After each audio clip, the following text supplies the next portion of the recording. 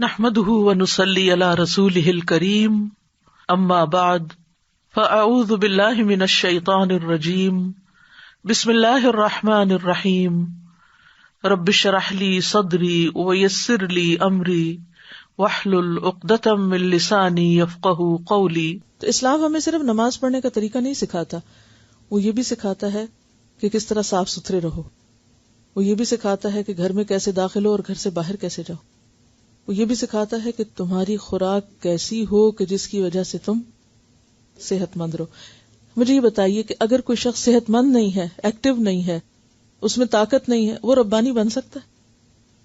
اسے اپنی جان سے ہی نہیں ہوش، وہ سو کے اٹھ نہیں سکتا، وہ چل پھر نہیں سکتا، وہ کسی کام کے لائق نہیں، اس نے کیا کرنا ہے؟ وہ تو کچھ بھی نہیں کر سکتا۔ تو ربانی بننے کے لیے آپ کو کیا چاہیے؟ سخت محنت چاہیے۔ سخت محنت کا کام ہے، یہ آسان نہیں ہے کہ آپ نے تمنا کی اور آپ بن گئے۔ محنت چاہیے۔ محنت کرنے کے لیے آپ کو صحت چاہیے۔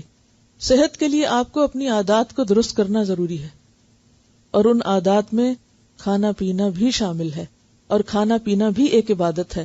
اسی لیے سورۃ البقرہ میں لیس البر کی جہاں بات آئی تھی اور امت وسط کی جو ذمہ داریوں کی بات آئی تھی، تو پہلا حکم کیا ملا تھا؟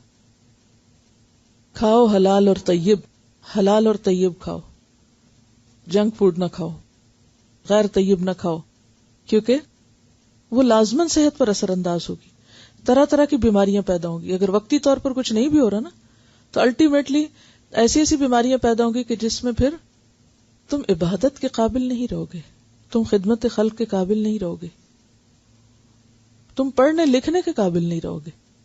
تو ربانی بننے کے لیے علم ضروری ہے نا، تو اس کے لیے ضروری ہے کہ کچھ ایسی غذائیں، چاہے پسند ہو یا نہ ہو، کسی نہ کسی شکل میں جو طبیعت کو جتنی بھی موافق آتی ہوں، کچھ نہ کچھ اس میں سے ضرور لیا جائے، کیونکہ نبی صلی اللہ علیہ وسلم کو جو کچھ یہ سکھایا گیا یہ وحی الہی پر مبنی ہے۔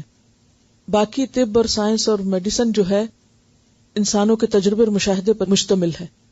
وہ تجربہ اور مشاہدہ صحیح بھی ہوتا ہے، اور بعض اوقات آپ نے دیکھا ہوگا کہ ہر تھوڑے عرصے کے بعد تبدیل کر دیتے ہیں، ٹھیک، لیکن جو چیز وحی الہی سے ثابت ہے، نازل ہے، وہ جھوٹی نہیں ہو سکتی۔ جیسے ایک شخص آیا، اس کے پیٹ میں تکلیف تھی، آپ نے کہا شہد پیو، اس کی تکلیف بڑھ گئی، آپ نے کہا کہ اللہ کی بات جھوٹی نہیں ہو سکتی، تمہارا پیٹ جھوٹا ہو سکتا ہے، اللہ کی بات جھوٹی نہیں ہو سکتی، تم اسے پیتے رہو۔ اور ہوا یہ کہ اسی سے پہلے زیادہ خراب ہوئی، بیماری بڑھی، ساری جسم کی صفائی ہوئی، اور پھر اسی سے صحت بھی ہو گئی۔ تو ان چیزوں میں لازماً ایک حکمت ہے، اور اگر ہم انہیں صرف ٹیسٹ کے لیے یا صرف غذائیت کے لیے بھی کھاتے ہیں تو بھی ٹھیک ہے، لیکن اگر سنت سمجھ کر اور اپنے مقصد کی تکمیل کے لیے ایک ٹول سمجھ کر استعمال کریں گے تو اس میں اجر بھی ہے۔ تو بھائی کہ ایک کام صرف ہم ٹیسٹ کے لیے کریں یا وقتی فائدے کے لیے کریں، کیوں نہ ہم اس کو بڑے فائدے کے لیے کریں؟ اور وہ بڑا فائدہ کیا ہے؟ اجر، آخرت کا فائدہ۔ کر ہم دنیا کا کام رہے ہیں، کھا پی رہے ہیں اور ساتھ ثواب بھی کما رہے ہیں، تو یہی عقل مندی ہے نا، یہی حکمت ہے۔ ترمذی کی روایت میں ہے، آپ صلی اللہ علیہ وسلم صبح پانی میں شہد ملا کر پیا کرتے تھے، یہ پیٹ کی تمام بیماریوں کا بہترین علاج ہے۔ اگر روزانہ 1 کپ نیم گرم پانی میں 1 بڑا چمچہ خالص شہد ملا کر نہار منہ پیا جائے، اس سے وزن اور پیٹ بھی کم ہوتا ہے۔ نمبر 2، نبیذ تمر بھی آپ پیتے تھے۔ نبیذ تمر، تمر کہتے ہیں کھجور کو۔ نبیذ تمر 7 چھہارے یا کھجوریں رات کو 1 گلاس پانی میں کسی مٹی کے برتن میں ڈال کر رکھ دیں اور صبح پانی پی لیں، اور چاہیں تو کھجوریں یا چھہارے بھی کھا لیں۔ یہ مکمل ناشتہ بھی ہے اور صحت کا راز بھی ہے۔ اب اس میں آپ دیکھیے کہ خالی پانی پی لیں تو بھی ٹھیک ہے، بعض لوگوں کو بہت کھجور کھانا جو ہے، اور خاص طور پر موسم کا اگر فرق ہو، کیونکہ ہر موسم میں ہر چیز اس مقدار میں بعض اوقات فائدہ نہیں دیتی، تو اس میں صرف اگر پانی پی لیا جائے تو وہ انرجی آ جائے گی، اور باقی جو اس کے اندر چیزیں ہیں وہ پوری کی پوری نہیں بھی باڈی میں آئیں گی تو بھی اس کا فائدہ ہو جائے گا۔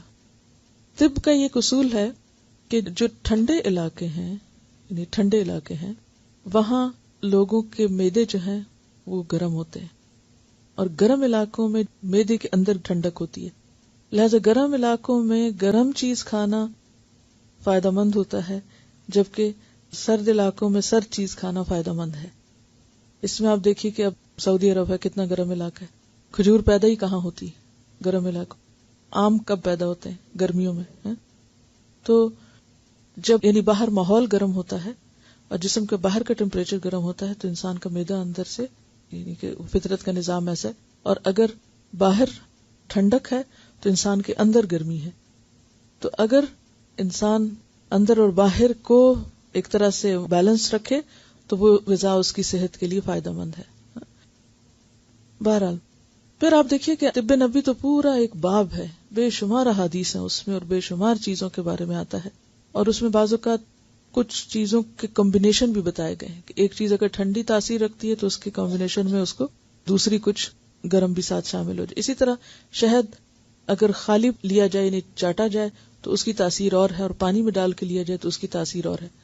ایک حدیث سے پتہ چلتا ہے کہ اگر کوئی شخص ہر ماہ صرف 3 دن نہار منہ شہد چاٹ لیتا ہے، یعنی پانی میں ڈال کے نہیں پینا، ڈائریکٹ منہ میں ڈال لینا، چمچ سے ڈال لیں یا ویسے کسی چیز سے پی لیں یا ویسے، تو وہ ہر طرح کی بیماریوں سے بچا رہتا ہے، کہ شہد کے اندر ایسی چیزیں اللہ تعالیٰ نے ڈالی کہ وہ اندر جا کے سارے جرمز کو ایک طرح سے کل کرتے ہیں۔ لیکن پورا مہینہ یا ہر روز پینے کو نہیں کہا گیا، یا ہر روز کھانے کو نہیں کہا گیا، کیونکہ کوئی بھی فائدہ مند چیز جب اپنی حد سے بڑھتی ہے تو وہ بھی نقصان دہ ہو جاتی ہے۔ کھجور کا کھانا باعث صحت اور تقویت ہے۔ آپ نے فرمایا جو آدمی صبح 7 اجوا کھجوریں کھائے وہ اس دن زہر اور جادو کے نقصان سے محفوظ رہتا ہے۔ وآخر دعوانا ان الحمد للہ رب العالمین۔ سبحانک اللہم وبحمدک، اشہد ان لا الہ الا انت، استغفرک واتوب الیک۔ السلام علیکم ورحمۃ اللہ وبرکاتہ۔